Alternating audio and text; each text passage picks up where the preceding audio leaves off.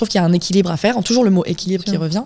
Mais tu vois, aujourd'hui, c'est que quand je fais quelque chose et que je décide que ce n'était pas la bonne décision, mais que du coup, mon ego en prend un coup, parce que du coup, mon ego, mais moi, j'avais envie de le faire. Et ben, si je prends la décision de ne pas écouter mon ego, mais d'écouter ma raison, et ben, j'en vois les conséquences positives après. Je les vois pas tout de suite, mais je les vois après. Genre, je sais, il va se passer quelque chose où justement, Allah va me dire, bah, t'as pris la bonne décision, voici ta récompense, tu vois.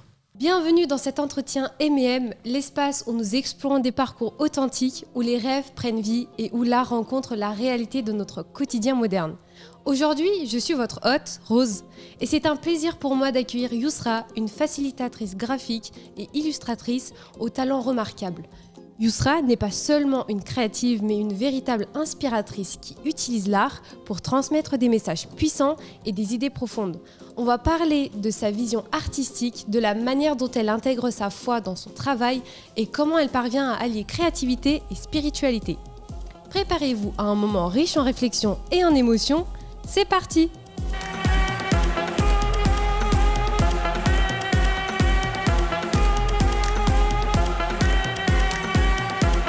Yousra, merci d'être parmi nous, merci d'avoir accepté notre invitation. Merci de m'avoir accueilli. Avec plaisir. Avant de plonger dans ton parcours et tes inspirations, on va commencer tout simplement. Est-ce que tu peux te présenter ? Oui, bien sûr. C'est dur de se présenter après une si belle introduction. Merci. Mais donc je m'appelle Yousra. Yousra en arabe, ça veut dire qui facilite. Donc je suis facilitatrice graphique. Et dans la vraie vie, j'ai beaucoup plus de voix qu'aujourd'hui. Déjà, faut savoir. Je parle beaucoup, je dessine et j'illustre la vie tous les jours. C'est un peu mon mode de vie. Mais je pense qu'on va en parler plus en profondeur après. Mais voilà. Effectivement. Merci pour cette belle présentation. Maintenant, passons un peu à ton parcours. Qu'est-ce qui t'a poussée à devenir facilitatrice graphique et illustratrice ? Alors, on va rentrer dans mon parcours et là, on va rentrer dans un parcours de vie avec plein d'anecdotes. On peut dire que j'ai vraiment un parcours de vie atypique, comme on aime le dire, parce qu'à la base de la base, moi, c'est juste que j'adore dessiner, j'adore raconter des histoires. Et quand j'étais toute petite, quand j'ai découvert, je sais pas si toi ça te l'a fait, mais moi en tout cas, vers 5-6 ans, j'ai découvert la BD, le monde de la bande dessinée. Ouais, j'aimais beaucoup ça aussi. Bande dessinée, dessin animé, etc. Et en fait, le truc, c'est que j'ai appris que la bande dessinée, c'était des humains qui les faisaient.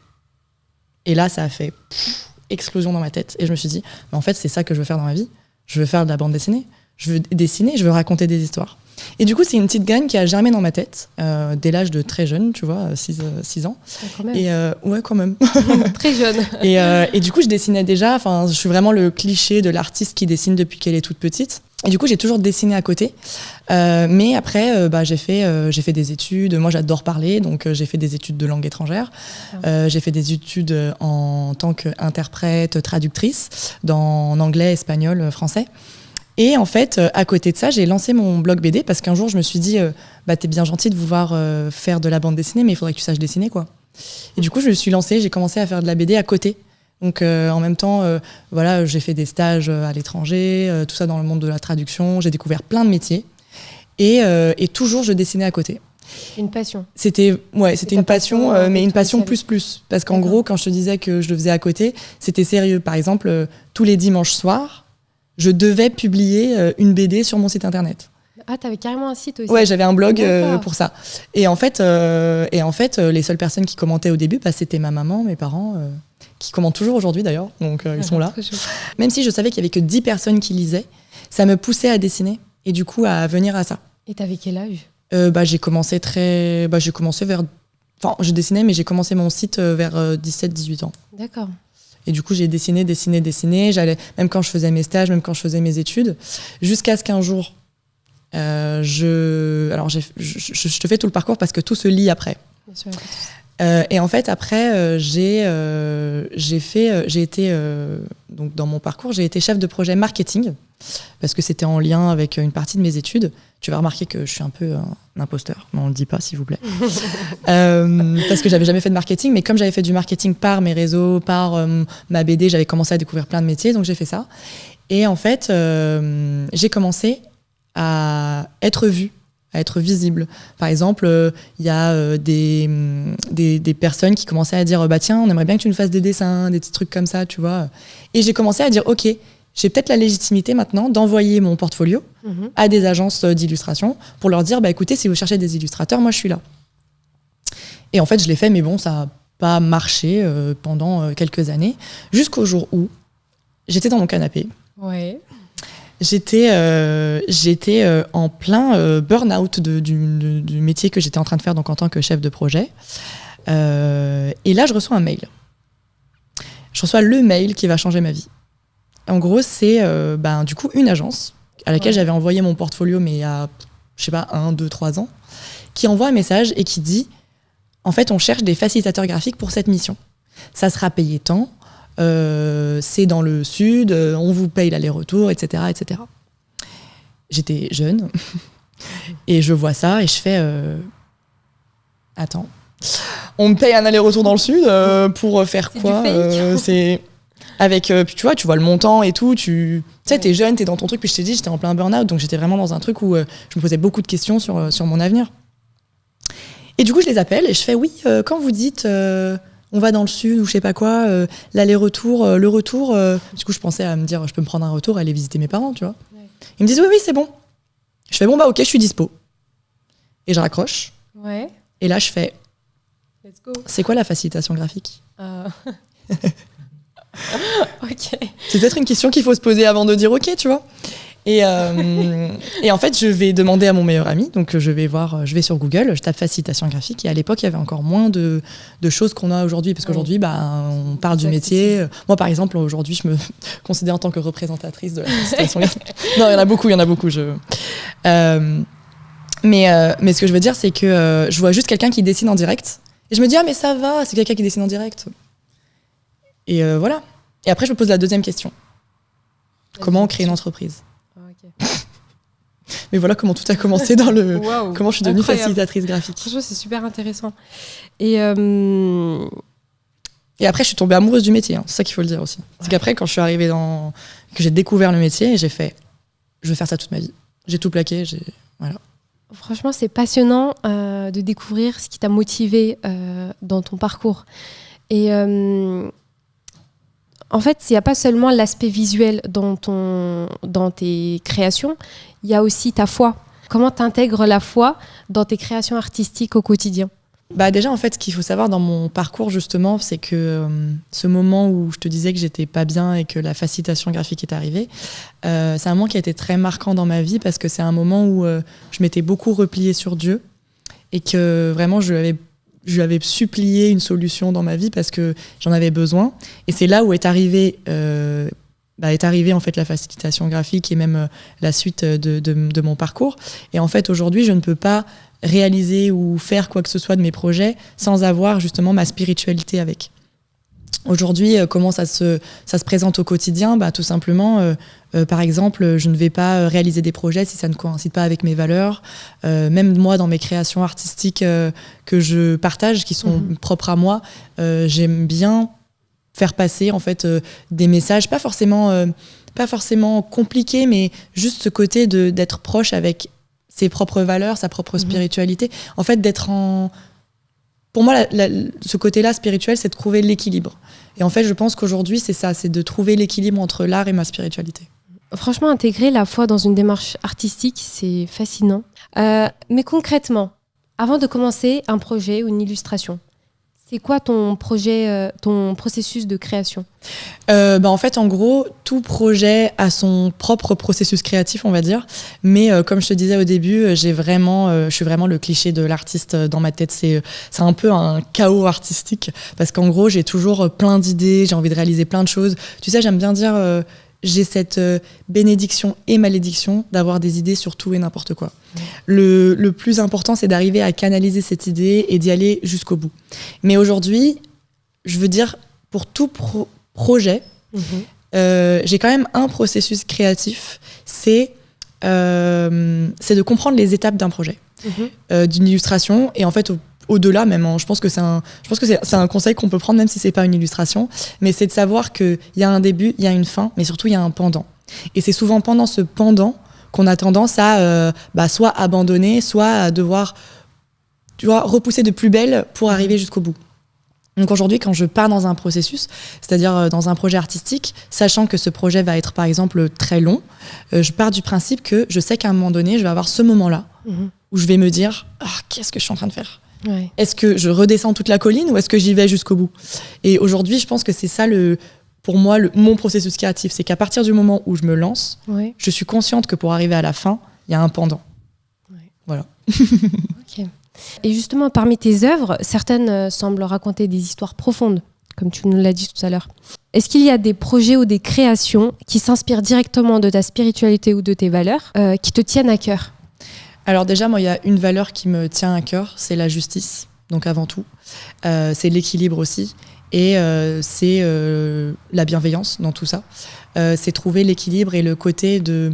Pourquoi je dis la justice? Parce que je trouve qu'on vit dans un monde où justement l'injustice est beaucoup trop mise en avant, on va dire, d'une certaine manière. Je sais aujourd'hui les difficultés que... Déjà d'être une femme en fait dans une société, d'être une femme en plus qui porte le hijab. Il y a beaucoup de difficultés qu'on peut avoir sur notre chemin, beaucoup d'obstacles.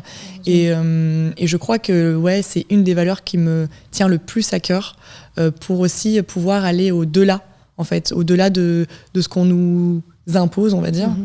Et du coup, dans mes projets, j'aime bien, dans mes illustrations, les illustrations que je porte par exemple sur les réseaux sociaux ou même les vidéos que je fais, il y a ce côté d'aller au-delà des peurs, mais pas de tes peurs à toi, parce que, alors oui, d'aller au-delà de tes peurs, parce qu'on en a des peurs, mais je veux dire d'aller au-delà des peurs que la société t'impose. Ouais. Et du coup, c'est un peu ça que j'essaye de mettre dans mes histoires, que j'essaye de mettre dans ce que je crée, et que j'ai envie que les gens puissent faire les choses, non pas parce que un tel lui a dit qu'il pouvait pas le faire, quoi.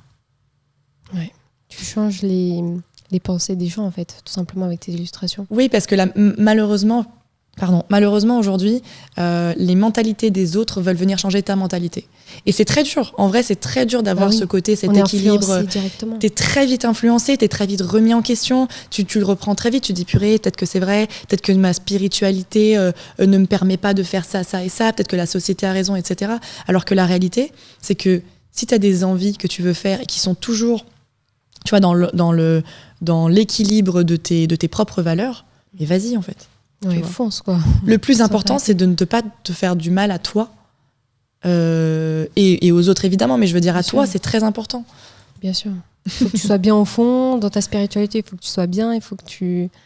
Pour diffuser de bonnes images, quoi. Exactement, ouais. Et merci pour ce partage.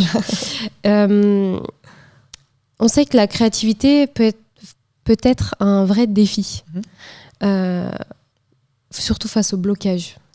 Comment tu gères ces défis-là? Le syndrome de la page blanche, le fameux syndrome des blocages.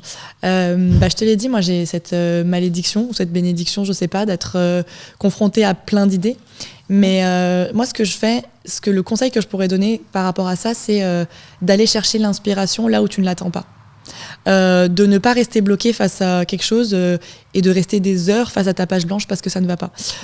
Des trucs tout bêtes, hein, mais tu vois, comme je te disais, j'ai marché avant de venir jusqu'ici. Moi, par exemple, de marcher, de me libérer l'esprit, ça me permet de reconnecter à mes idées, de retrouver les idées, de prendre du recul. Prends du recul sur ce que tu fais. Y a des moments où t'as pas d'idée, prends du recul, oublie ton idée. Comme ça, quand tu reviens dessus, tu fais mais attends, mais j'ai toutes les idées. Toutes ces idées qu'on a sous la douche, toutes ces idées qu'on a avant de dormir, il faut les noter, il faut tout noter. Parce que ça va à un moment donné te servir. Donc c'est des petits trucs qui vont te permettre de s'inspirer et aussi de s'inspirer de tout, en fait, de la vie quotidienne, de petites discussions que tu as avec tes potes, de discussions que j'ai avec mes clients. Enfin, tout ça, c'est plein d'inspirations qui existent autour de nous, mais qu'on n'ose pas les prendre. Et en fait, elles sont là devant nous, elles sont posées. Donc toi, tu as ton petit bloc-notes à côté de ton lit. J'aimerais tellement te dire que j'ai un petit bloc-notes, mais... T'en as plein. J'ai tellement de carnets, j'ai tellement de... Même mon téléphone, le chaos artistique, quoi. Je suis vraiment le cliché, mais tu vois, dans mes notes, quand je commence une note d'idée, normalement, le commun des mortels va te prendre une autre note et va t'écrire une nouvelle note, une nouvelle idée. Moi, j'ai un truc où tu scrolles, comme ça. Et voilà. Ouais, allez, petit défi pour toi, Yusra. T'as parlé de page blanche. Du coup, je te donne un petit défi. Est-ce que tu pourrais peut-être nous faire une petite illustration? Vas-y, c'est bien parce que c'est vous. Je vais faire une petite illustration, mais en mode facilitation graphique. Donc, hop. Avec tes petites fiches ici. c'est moi. Ouais. Les micros. Moi qui est en train de raconter ma life pour la 59e fois de ma vie. Que 59 en 2025. Ah, ouais. Ah, ça va. Les canapés. Vous êtes ma première interview 2025, tu vois. Hop. Et toi qui dis raconte-nous ta vie. Et moi qui dis eh ben, ça tombe bien.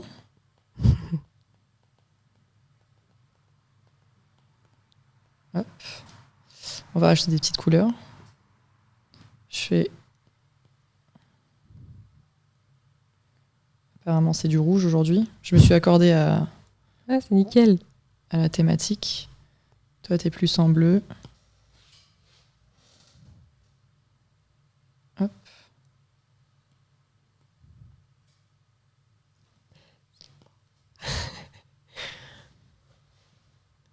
Attends, parce que moi, je mets toujours des petites joues. Ah, trop chou. Et tes cartes. J'aime bien l'illustration par la suite. Tu pourrais me l'envoyer en privé. Je vous ferai un devis. Attends, faut que je mette le logo. C'est quoi, c'est M&M ? Ouais, c'est M&M. C'est un M et un M à l'envers. Et c'est bleu clair ? Ouais. Je vais juste mettre en fond M&M. Je vais mettre un fond un peu violet du coup. Hop.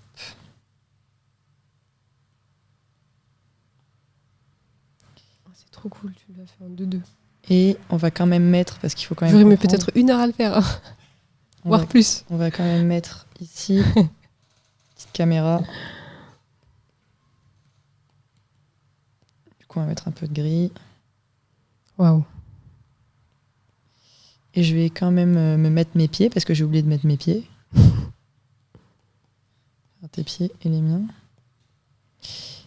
Et hop.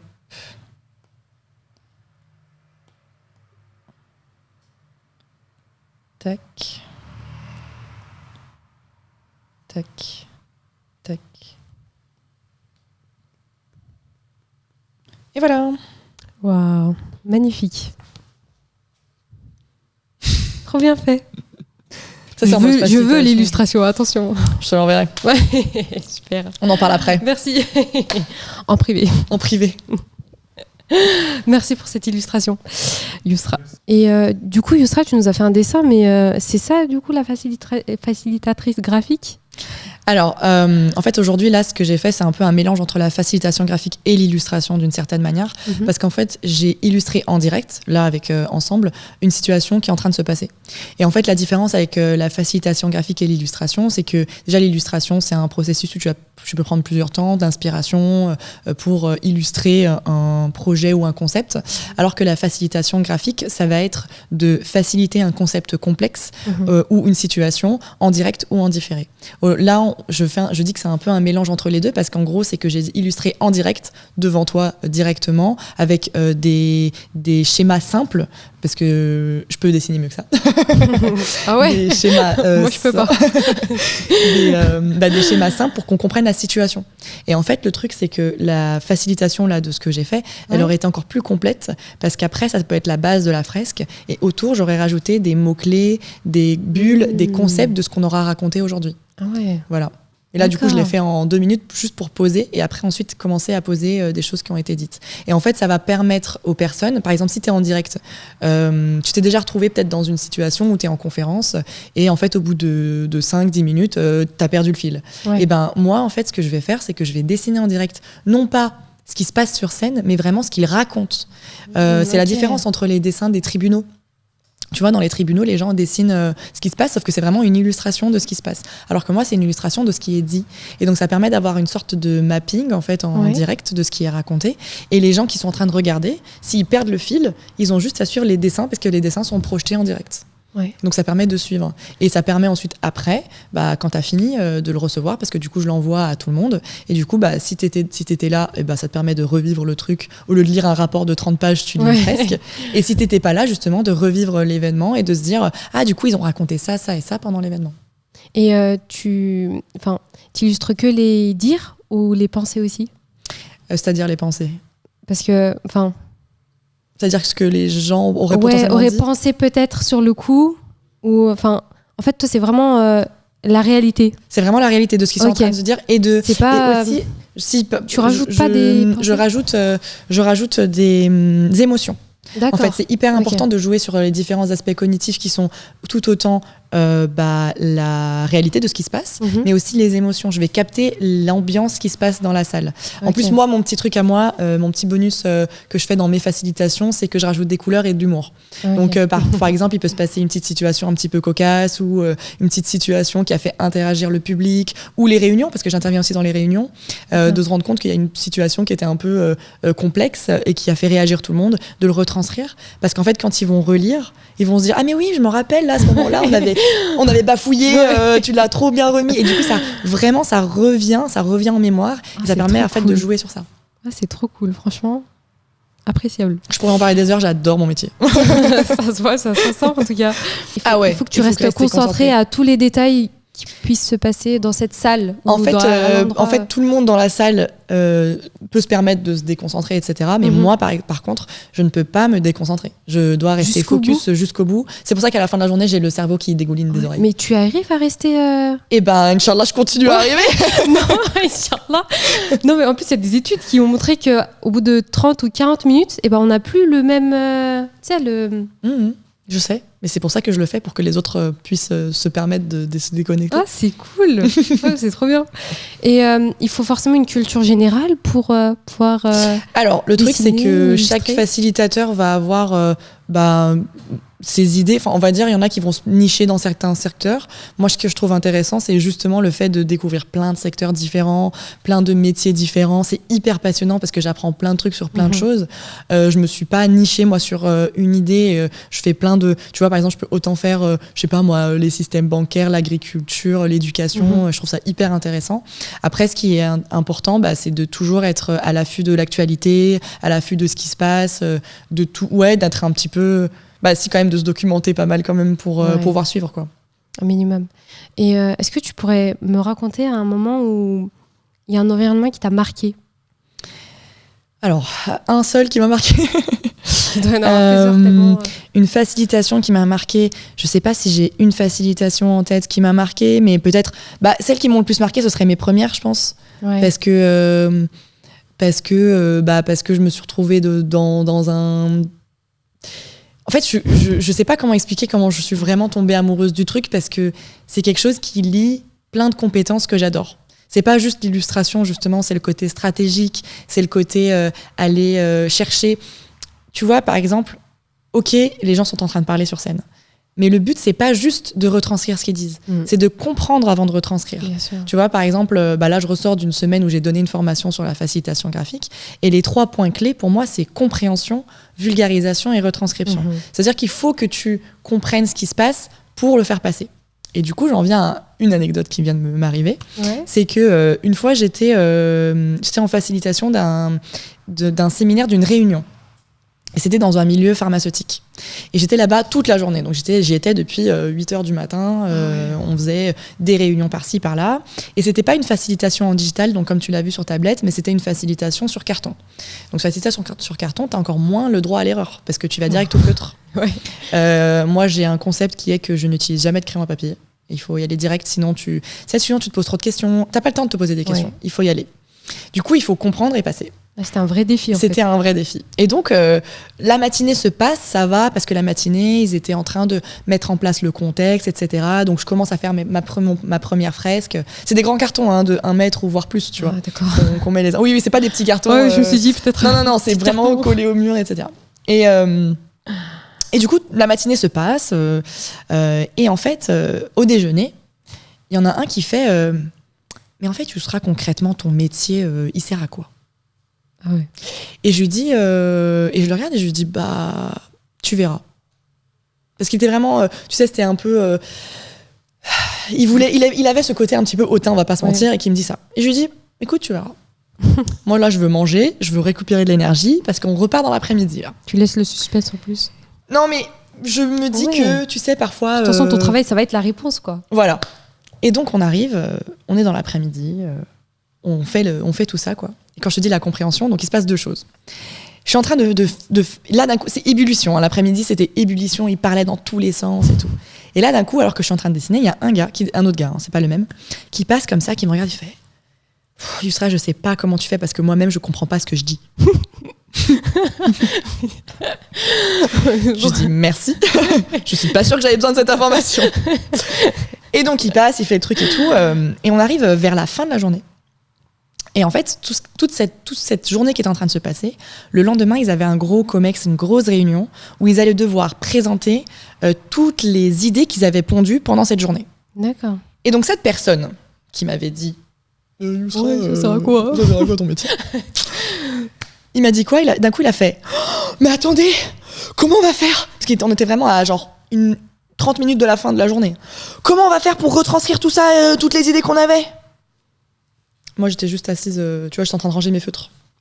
Et ben voilà. Et là, j'ai rien dit. Et là, t'as quelqu'un donc, qui a fait on a Yousra. Et là, il se retourne et on voit la fresque, tu vois, toutes les fresques. Et là, il fait voilà. Voilà, t'as eu ta une bonne soirée. Voilà. Tiens, donc, à quoi ça mon métier ça. Voilà. Je suis scribe en fait. Voilà, mais. Et après, ils étaient là. Et donc, ça leur a vraiment servi parce que le lendemain, ils ont fait le truc. Moi, j'étais pas là le lendemain parce que sur cette mission-là, ils avaient pas besoin de moi pour le lendemain, tout ça. Mais du coup, c'est passé. Et voilà. Donc. Franchement, faut être forte mentalement. Enfin, genre toute la journée en plus, c'est. Et parfois, c'est physique, plusieurs jours d'affilée. Mentalement, ça travaille, quoi. Ouais. Je crois que le plus physique, c'est quand t'as plusieurs sujets dans une même semaine. Ouais. Oh my god. Je t'imagine pas, hein. Waouh. Si tu veux une autre anecdote. Vas-y, raconte-moi. Juste, je sais qu'il y en a une facilitation, mais c'est une anecdote très très très rapide, mais parce qu'on parlait du fait de waouh et tout. Je sais juste qu'il y a une facilitation que j'ai faite sur 2 jours. Et du coup, on faisait la facilitation, et on arrive, c'était midi. C'était une sorte de buffet, donc chacun allait chercher à manger et tout. Moi, j'ai juste eu le temps de ranger mes feutres. Je monte à l'étage.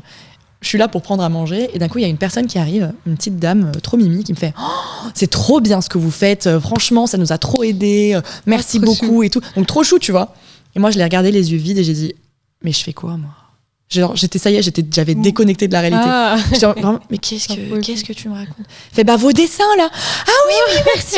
Là je reconnais et du coup il y a des gens qui m'ont sauvé en mode Yousra viens manger, allez. viens reprendre l'énergie, ça est. Vraiment sur le couche. Parce que j'avais fait quand même 8 heures d'affilée, tu vois, donc ton max c'est avoir plusieurs illustrations en une semaine, donc plusieurs projets en une semaine, c'est ça ? Enfin, le max que tu as pu faire jusqu'à aujourd'hui. Je pense que dans une semaine, le maximum qu'on peut faire, c'est une semaine. Donc, Non, mais non. Ma question. Non, en une journée, tu peux avoir combien de projets maximum en fait ? Enfin, je sais que c'est selon tes capacités à toi. En fait, en vrai de vrai, c'est juste qu'en général, ça prend une journée. En fait, en général, après, on peut m'avoir. Si, je crois que j'ai déjà fait une fois 2 demi-journées sur une journée. Mais en fait, le truc, c'est que en général, quand on t'appelle, t'as souvent ta journée qui est bookée, quoi. Ok. Et rassure-moi, on t'appelle pas la nuit. Pour des. Ça t'est déjà arrivé ou pas ? Alors, pour des soirées, des conférences en soirée, si. Ouais. Si j'ai déjà fini très tard, ouais. Ah ouais. Bah oui, il y a des conférences qui se font le soir. Ouais, c'est vrai en fait. Ouais. Je peux pas penser comme ça. La semaine prochaine, je fais une soirée, une conférence en soirée. Bon courage, bon courage. Revenons un peu à l'équilibre dont tu as parlé du coup. Comment tu fais pour équilibrer ta foi, ta carrière, tes illustrations, etc. J'aimerais tellement te répondre, tu sais, en disant tout mon équilibre grâce à ma foi, etc. Ce serait tellement la meilleure réponse, tu sais. En fait, le truc, c'est que c'est un... En vrai, je sais pas si on peut dire le mot combat, mais c'est quelque chose auquel on y travaille tout le temps. De trouver toujours l'équilibre entre les deux. Mais en fait, à chaque fois que je fais quelque chose, je me pose quand même cette question, toujours, cette question de qu'est-ce que ça m'apporte spirituellement, qu'est-ce que ça m'apporte, ou pas forcément qu'est-ce que ça m'apporte à moi, mais qu'est-ce que ça apporte sur mon chemin ou sur le chemin des autres. En fait, qu'est-ce que ça va changer ou pas changer, justement. C'est toujours... Je n'aime pas faire les choses s'il n'y a pas une raison derrière, mais une raison justement d'équilibre ou une raison spirituelle, on va dire, par rapport à tout ça. J'aime bien que les choses aient un impact. Comme je te disais, racontais dans l'histoire, là, il y a eu un impact littéralement, mais aussi d'un point de vue spirituel. J'aime pas faire les choses si je sens qu'elles ne sont pas alignées avec mes valeurs. Par exemple, je ne vais pas prendre des sujets qui ne correspondent pas à mes valeurs. Je ne vais pas travailler sur des concepts qui vont à l'encontre de ce que je fais. Si je sens que j'ai des principes, ouais. Si je sens que ça dépasse mes principes, je vais me mettre des limites. Et en fait, ce qui est beau, c'est que aujourd'hui, j'ai quand même à peu près trouvé un équilibre. Mais je pense que de toute façon, ce qui est beau aussi, c'est que l'équilibre, c'est quelque chose qui se travaille indéfiniment. Ouais. Mais il y a des choses sur lesquelles, tu vois, genre, je sais que... en fait, tu vois, par exemple, si je fais quelque chose et que, au fond de moi, par exemple, j'ai envie de le faire, mais je sais que ça va pas m'apporter quelque chose spirituellement ou quoi, mais ça va m'apporter juste pour mon ego, tu vois, par exemple. Ouais. Moi, le combat avec mon ego, c'est quelque chose... c'est dur, je trouve. Parce que y a quelque chose qui, à chaque fois, je me dis, j'ai peur que mon ego prenne le dessus un jour. Ouais. Tu vois.